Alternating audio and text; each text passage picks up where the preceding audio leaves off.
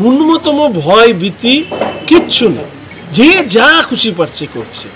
আসামিদের যেন ফাঁসি হয়, এরকম কাজ যেন আর কোনোদিন এরকম আর পাবলিক করতে পারে না। এর থেকে হাস্যকর কিছু হতে পারে না। ওনার তো নির্লজ্জ মুখ্যমন্ত্রী। अरे लक्ष्मीर भांडारे कय टाका देय बोले कि किने नीचे नाकि राज्येर महिलादेरके। सिलीगुड़ी के भाजपा विधायक शंकर घोष ने सामूहिक दुष्कर्म की शिकार हुई पीड़िता के परिवार से की मुलाकात।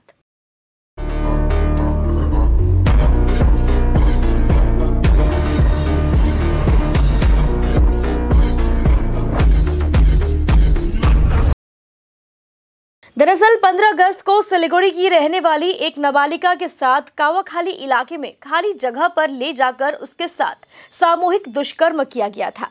मामले के सामने आते ही एनजेपी थाने की पुलिस ने 4 लोगों को गिरफ्तार किया, जिसमें 3 नाबालिग भी शामिल है। घटना के बाद आज विधायक शंकर घोष ने पीड़ित परिवार के घर जाकर मुलाकात की। इस दौरान विधायक ने परिवार को न्याय और हर संभव मदद का आश्वासन दिया। বয়স 15 বছর তো ছিল। হ্যাঁ, বন্ধুদের ছিল, ফোনাফোনি করতো। হ্যাঁ, ওর সাথে গেছিলাম আমার সাথে বিশদবার একটু। হ্যাঁ, মা আমার বকাবকি করছিলাম, বাড়িতে কাজ টাজ করো না, করো না, পড়াশোনা করো না, এগুলো বলছিলাম। তারপরে ও রাগ করে 4টার দিকে বেড়ে গেছিল। তারপরে আমরা মনে করেন 9টা 9:30 এরকম ফোন পাইছি। ওই যে লোকাল লোক মানে ফুলবাড়ি এরিয়া থেকে সব ফোন করছে। ফোন করার পরে আমরা গেছি, যা করতে নিয়ে আসছি। না, ফোনাফোনি করতো। তারপরে গেছিল, ইয়ে থেকে নিয়ে গেছিল, নিয়ে যায়। তারপর 2 জন ছিল। তারপর ইয়ে থেকে আরো বলে ছিল 5 জন ছিল। পরে আসছে 7 জন টোটাল। 4 জন ধরা পড়ছে, 3 জন নেই। আমাদের ফাঁসি যাবে, আসামিদের যেন ফাঁসি হয়, এরকম কাজ যেন আর কোনোদিন এরকম আর পাবলিক করতে পারে না। আমার বড় ছেলে কাজ করে আসছে, ওর মা একটু বকাবকি করেছে, রান্না করেছি নাই, বাসন উদ্দেশ্য নেই, এতগুলো বাসন পড়ে আছে, কিচ্ছু করিস নাই। হ্যাঁ, এর মধ্যে আসছে কাজ করে, এবার বকা দিছে, মারে না, ও মারে, বকা দিছে। ওর মায়ে একটা চর মারছে। আচ্ছা, এই জন্য মেয়েটা লাগে, এটা গিয়ে একদম ইয়ে হয়ে 4টের সময় মেয়েটা বের হয়ে গেল, একাই বের হয়ে গেছে। আচ্ছা, আর খুঁজেও পাচ্ছি না। তারপরে 9টার সময় খবর পেলেন এই ঘটনা। ঘটনা মধ্যে 6-7 জনে বলে কি করে অনেক কিছু করছে, এফ কেস করছে না কি করছে, নোংরা কেস করছে করে আমার নাতিটাকে একদম নষ্ট করে দিচ্ছে।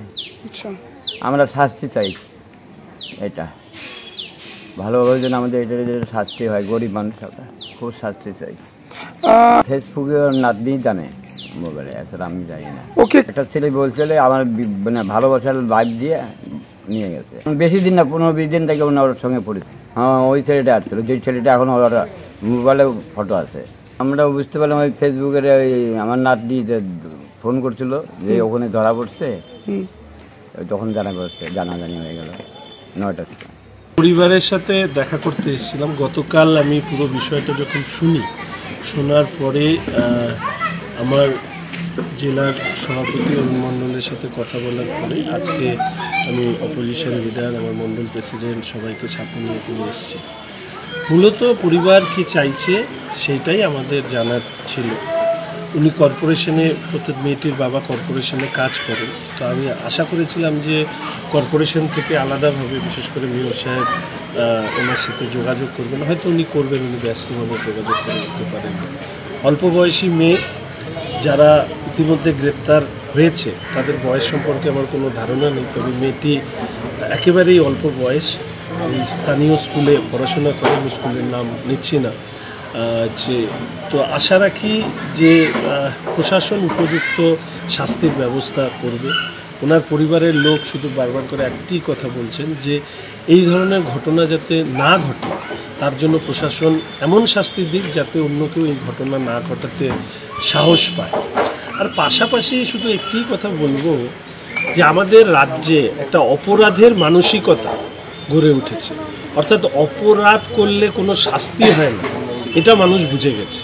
তাই জন্য একটি অল্প বয়সী মেয়ের উপরে এইভাবে শারীরিক অত্যাচার করে মানে ন্যূনতম ভয় ভীতি কিচ্ছু নেই, যে যা খুশি পারছে করছে। এটা রাজ্য চলছে, এটা প্রশাসন চলছে।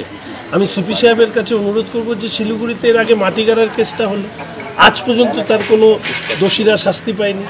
এখন এইখানে হলো, এখানে এখনও যা পরিবার বলল যে 3 জন এখনও ধরা পড়েনি, ফলে সেই 3 জনকে দ্রুত ধরা হোক, নাহলে আমাকে আবার রাস্তায় নামতে হবে। সেটা প্রশাসনের পক্ষে খুব একটা ভালো হবে না।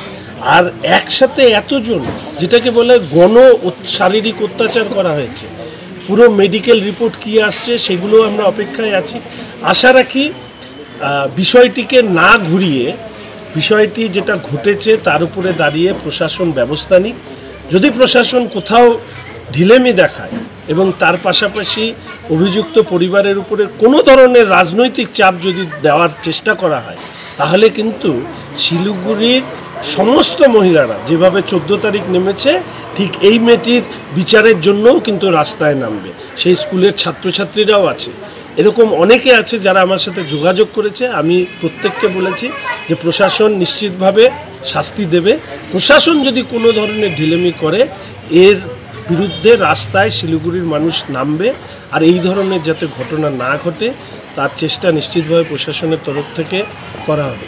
আর স্কুলের যারা পড়ে, বাচ্চা মেয়ে বা কলেজে যারা পড়ে, তাদের প্রত্যেকের কাছে একটা আমি অনুরোধ করব যে সামাজিক মাধ্যমে পরিচয় হওয়া মাত্রই তাদের সাথে দ্রুত জড়িয়ে পড়া, পরিবারের অজান্তে দেখা করা ভয়ঙ্কর বড় বিপদ ডেকে নিয়ে আসতে পারে। ফলে প্রশাসনের পক্ষ থেকে যদি প্রত্যেকটি স্কুলে কাউন্সিলিং করা হয়, বাচ্চা মেয়েদেরকে কলেজে কাউন্সিলিং করা হয় যে বাড়িতে কিছু সমস্যা হলো আমি চলে গেলাম, মা বাবার সাথে কিছু হলো আমি বেরিয়ে চলে গেলাম, তাহলে কত বড় বিপদের সম্মুখীন মেয়েরা হতে পারে। এই ঘটনা কিন্তু আরেকবার চোখ খুলে। কাউন্সিল বা সেকেন্ডারি যারা দায়িত্বে আছেন তাদের প্রত্যেকের কাছে অনুরোধ করব, শিক্ষা প্রশাসনের কাছে আমি সরাসরি মাননীয় শিক্ষামন্ত্রীর কাছে আবেদন রাখতে চাই, ব্রাত্য বসুর কাছে, যে প্রত্যেকটি স্কুলে এই নিয়ে বিশেষ করে সোশ্যাল মিডিয়াকে নিয়ে একটা কাউন্সিলিং সেশন করানো হোক, বিশেষ করে মেয়ে এবং ছেলেদেরকে। কেননা এরা এতই ছোট যে এদের পরবর্তীকালে ভয়ঙ্কর বিপদ সম্পর্কে এরা অনেকে, আমি বলবো অনেকে তাদের বোঝার ক্ষমতা নেই।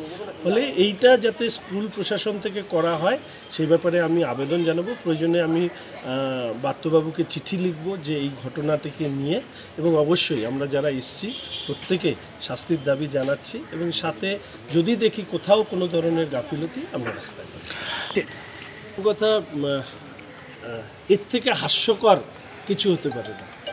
পুলিশ মন্ত্রী নিজেই বিচারের দাবি জানাচ্ছে। বিচার বরঞ্চ ওনার দায়িত্ব ছিল পুলিশকে দিয়ে এই পুরো বিষয়টিকে তার নিষ্পত্তি করা। আচ্ছা, আজকে রাস্তায় নামছে, কামদুনি কি হয়েছে, পার্ক স্ট্রিট কি হয়েছে, কাটোয়া কি হয়েছে, কালনা কি হয়েছে, হাঁসখালি কি হয়েছে, মাটিগাড়া কি হয়েছে, ধূপগুড়ি কি হয়েছে, ময়নাগুড়ি কি হয়েছে, কালিয়াগঞ্জ কি হয়েছে, আমি অসংখ্য নাম বলতে পারি। তাহলে সেই মেয়েদের জন্য আজকে উনি রাস্তায় নামুন। উনি আগে বলুন 2011 থেকে এতদিন অবধি যত মেয়ে শারীরিকভাবে নির্যাতিত হয়েছে, তারা অত্যাচারিত হয়েছে, তাদের একজনও অভিযুক্ত সাজা পায়নি। আর তারা সাজা পায়নি বলে আজকে এই স্কুলের বাচ্চা মেয়েটিকে আজকে এই সমস্যার মধ্যে, এই শারীরিক অত্যাচারের মুখে পড়তে হয়েছে। লজ্জা করে না? ওনার তো নির্লজ্জ মুখ্যমন্ত্রী, ওনার মতো নির্লজ্জ মিথ্যাবাদী মুখ্যমন্ত্রী ভারতবর্ষের স্বাধীনতার পরে আর কেউ হয়নি। নাটকবাজি, ওনার নাটক করা আমরা সবাই মিলে বন্ধ করব। বিশেষ করে আমি মা বোনেদের কাছে অ্যাপিল করছি, আরে লক্ষ্মীর ভাণ্ডারের কয় টাকা দেয় বলে কি কিনে নিচ্ছে নাকি রাজ্যের মহিলাদেরকে? বলে কি না লক্ষ্মীর ভাণ্ডারের যারা টাকা নেয় তারা হচ্ছে ওনাদের গোডাউনের মাল। লজ্জা হয় না? ওনার মন্ত্রী বলেছে রাজ্যের মহিলাদের এমন আন্দোলন হোক যে আন্দোলনের কারণে রাজ্যের মহিলাদের কাছে উনি ক্ষমা চাইবেন। সেই আন্দোলনের জায়গায় নিয়ে যাব আমরা। অনেক নাটক দেখেছি 2011 পর থেকে এই মুখ্যমন্ত্রী। দোষ করেছে, দোষীদের আড়াল করার সব চেষ্টা করেছে, আরজিকর ভাঙচুর করেছে। জীবনে কোনোদিন শুনেছি হসপিটাল ভাঙচুর হয়? এটা মিথ্যেবাদী মুখ্যমন্ত্রী।